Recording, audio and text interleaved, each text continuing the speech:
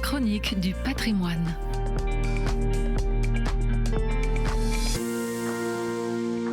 Marmoutier.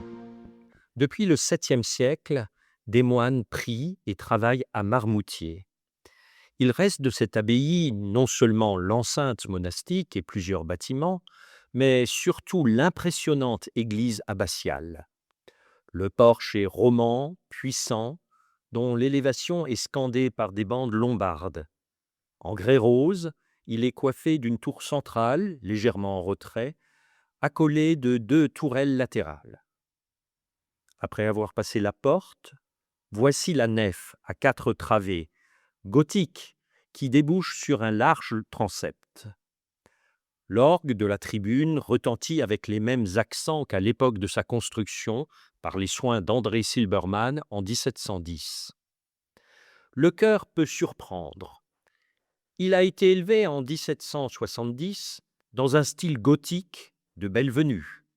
C'est l'une des premières manifestations du néogothique en Alsace.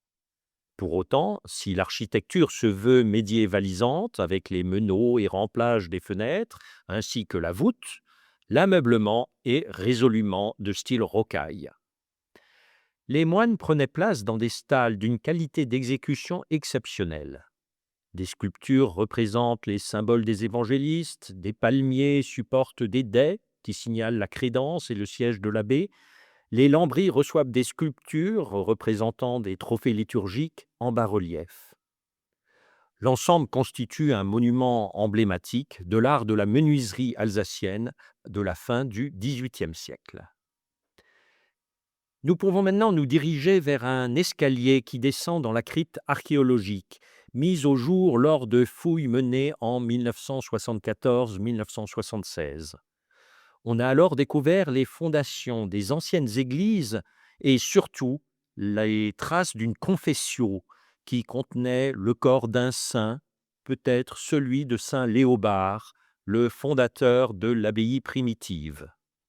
Toute cette histoire a été exposée lors d'un colloque tenu récemment à Strasbourg. Devenu paroissial au moment de la Révolution, Marmoutier n'en reste pas moins un lieu où l'histoire accompagne la prière depuis de nombreux siècles.